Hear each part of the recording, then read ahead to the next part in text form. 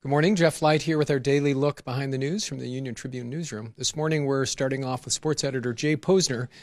Jay, fresh off the Olympics, which was filled with inspiring stories, we have some less inspiring stories here locally. Why don't we start off with USD coaches' legal problems? Well, what we know is Lamont Smith, who's in his third year at USD as their basketball coach and has done a good job as far as building a program so far. They're 18-12 this year. They finished tied for fourth in their conference and had some hopes of maybe making some noise in the conference tournament this week.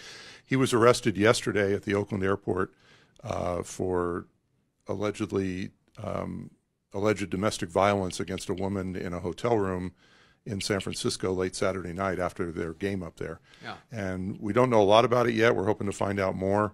But he's facing 3 charges. I think it was false imprisonment, domestic violence, and an assault charge. And so it sounds pretty serious. It does. Like just I guess neither of us are legal reporters, but this apprehend him at the airport, don't let him leave the jurisdiction. That sounds pretty serious. Yeah, I think it does, and it'll be interesting to see what happens. You know, USD just put out kind of a perfunctory statement last night, like you would expect. We're gathering information, and we'll see what happens. But I don't think the tolerance level would be very high for that. So I would assume they would have something, they would want to get something settled here pretty quick. They have to practice this week. They have a game on Saturday in Las Vegas with the conference tournament. And like I said, they had some high hopes for that. So we'll see what they do. It happened like the Arizona coach got involved in this financial scandal, and he didn't coach on Saturday. Right now, we'll have to see if that's going to be the same case with Lamont. Okay, so now take me back to San Diego State with difficulties of another kind, and help me understand how this fits into this whole picture of corruption in college basketball and the big FBI probe that we're hearing so much about. And this is all part of that. This is just one agency where they got some basically a ledger, a spreadsheet of names that were on this sheet and supposedly numbers that indicated how much money was loaned to these players. And loaning players is an impermissible benefit. San Diego State got involved because Malik Pope's name was on the list, getting $1,400. Normally what happens is the player, if it's shown that he got that money, he has to pay it back and usually serve a short suspension.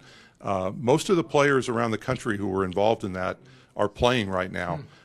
Pope did not play Saturday. We expect a decision probably today on whether he'll be back. San Diego State plays a couple big games this week, including Boise State tomorrow. But I think this is all just sort of the tip of the iceberg on what's coming in college basketball. This is just one agency that had all these names and numbers, and there's probably 10 agencies like this, and I think the FBI is circling this, and a lot of people think, there's been jokes that like Tennessee Chattanooga is going to be a 1 seed in the tournament because all these other schools are going to be ineligible.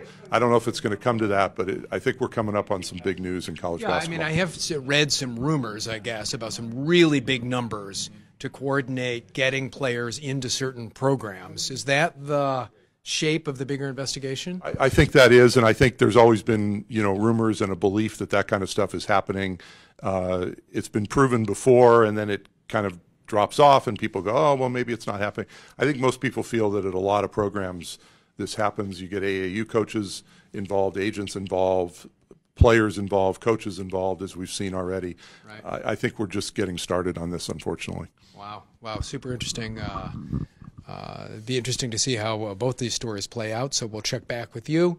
If you've got questions or thoughts, get on the comment string here or reach out to Jay offline. That's it for today. We'll see you back here tomorrow.